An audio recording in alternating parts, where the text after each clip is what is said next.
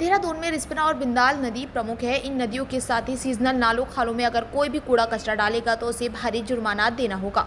नगर आयुक्त नमामि बंसल ने कहा कि नदी नालों में कोई कूड़ा न डाले, इसके लिए व्यापक तैयारियां की गई हैं। साथ ही जो कूड़ा कचरा पहले से ही पड़ा हुआ है उसको जेसीबी के माध्यम से और मेन पावर के जरिए साफ किया जा रहा। नमामि बंसल ने कहा कि अगर कोई भी व्यक्ति नदियों के पास या नालों में कूड़ा डालते पकड़ा गया तो उस पर भारी जुर्माना भुगतान होगा। उन्होंने कहा कि नदियों के पास चलित कूड़ा केंद्र बनाए गए हैं, उसी में कूड़ा डंप करना है। साथ ही कूड़ा उठान कंपनियों को भी सख्त निर्देश दिए गए हैं कि रोड साइड या नदियों के पास अगर किसी ने भी कूड़ा डंपिंग किया तो उसको बख्शा नहीं जाएगा। उन्होंने कहा कि नदियों के आसपास लगे चलित कूड़ा केंद्र में कूड़ा डंप करना होगा। उन्होंने बताया कि सीजनल नाले खालों में भी पहले से पड़ा कूड़ा तेजी से साफ किया जा रहा। नदी नालों खालों में कूड़ा डालने की अगर कहीं से भी कोई शिकायत आती है, कोई कूड़ा डालते पकड़ा जाता है तो उस पर भारी जुर्माने के साथ ही कठोर कार्रवाई भी की जाएगी। नमामि बंसल ने बताया कि पहले जो कुछ शिकायत आई थी जो सही पाई गई है और कूड़ा डालने वाले व्यक्ति पर जुर्माना लगाया गया है।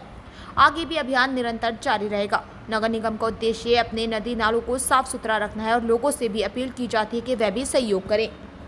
हमारे यहाँ पर रिस्पना और बिंदाल नदी जो प्रमुख नदियाँ हैं और साथ ही साथ सोम में भी इसकी ट्रिब्यूटरीज़ हैं। इसके अलावा जितने भी हमारे सीजनल नाले खाले हैं उन सभी में जो कचरा डालने की शिकायत आती है उसके लिए व्यापक स्ट्रैटेजी बनाते हुए चलित कूड़ा केंद्र भी लगाए गए हैं उन सभी बेल्ट्स पर, ताकि जो कूड़ा है वो नदी में ना डंप होकर इन चलित कूड़ा केंद्र में डंप किया जाए। और उसके बाद भी जिनके द्वारा नदी किनारे या नदी क्षेत्र में कूड़ा डंपिंग की कार्रवाई की जाती है उन सभी के अगेंस्ट चालान इशू किए जा रहे हैं समय समय पर। इसके अलावा जो हमारी कूड़ा उठान में भी गाड़ियाँ लगी हैं और कंपनीज जिसमें काम कर रही हैं उनको भी सख्त निर्देश दिए गए हैं कि कोई भी रोड साइड डंपिंग या रिवर साइड डंपिंग नहीं होनी है।